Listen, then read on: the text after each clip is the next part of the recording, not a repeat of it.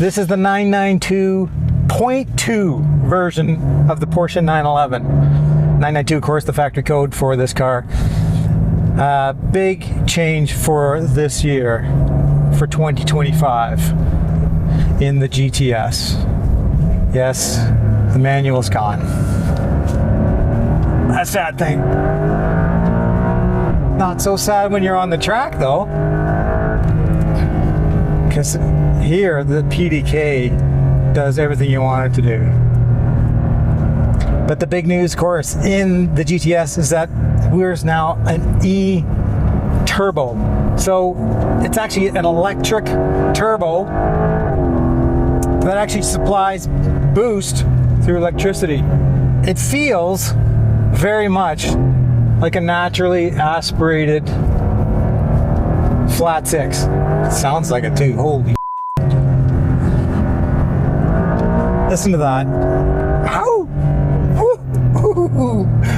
Oh god, this car is so fun to drive. Now let's push this a little bit. Oh yeah. Oh yeah. Nice. Now, the turbo is a really cool thing. So it's actually a generator and a turbo. It's got a battery in the front, 400 volt battery in the front that sends power to the turbo, and also an electric motor in the transmission. So together, the net horsepower jumps up to 532. That's more than the GT3. Like, that's a lot of power in a GTS. The GTS is kind of the sweet spot of the 911 lineup. It's not a race car, but it's damn close. And yet you could live with this car on the street quite easily, quite comfortably, especially in these sport seats. These are like sofas, these seats. The steering, of course, Porsche, bang on, perfect steering.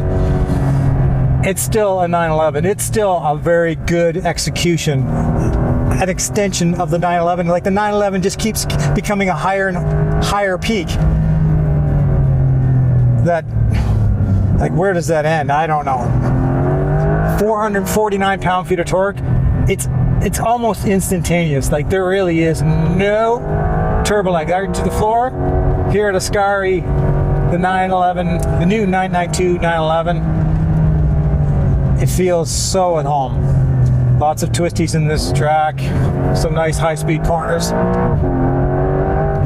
The PDK, I have it in Sport Plus mode, so I don't have to think. I just have to point and steer. It's pretty easy. The car really does kind of make you a bit of a hero. It does a lot of things for you that, you know, turns an average driver into a Mark Webber. Sorry, Mark. Maybe not that much.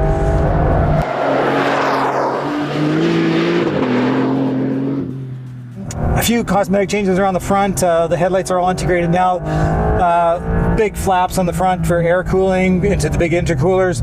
The engine does sit a little bit lower. It's again 3.6 liters now. Here's the incredible thing: 0 to 100 is 3 seconds. Now, a Porsche 911 Turbo is 0 to 100 in 2.8 seconds. The Turbo S is 2.7 seconds. We're 0.3 seconds slower than a Turbo S, which costs probably twice as much money. Not probably, it is twice as much money.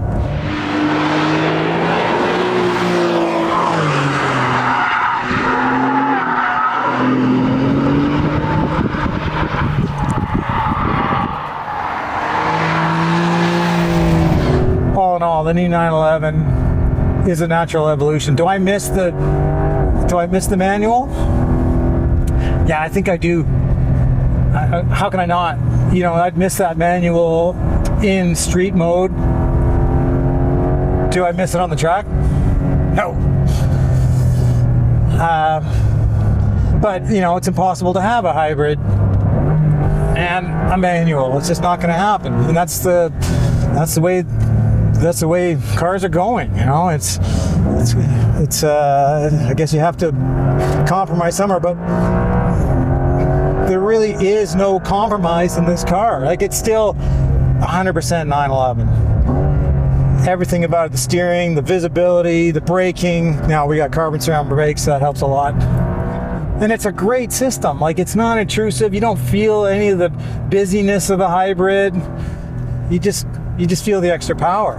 Now we drove the new 992.2 C2, the Carrera 2, the base car, and yeah, there's a big difference between the GTS and the base car for sure. And as a day-to-day driver, the PDK is going to be the better choice anyway.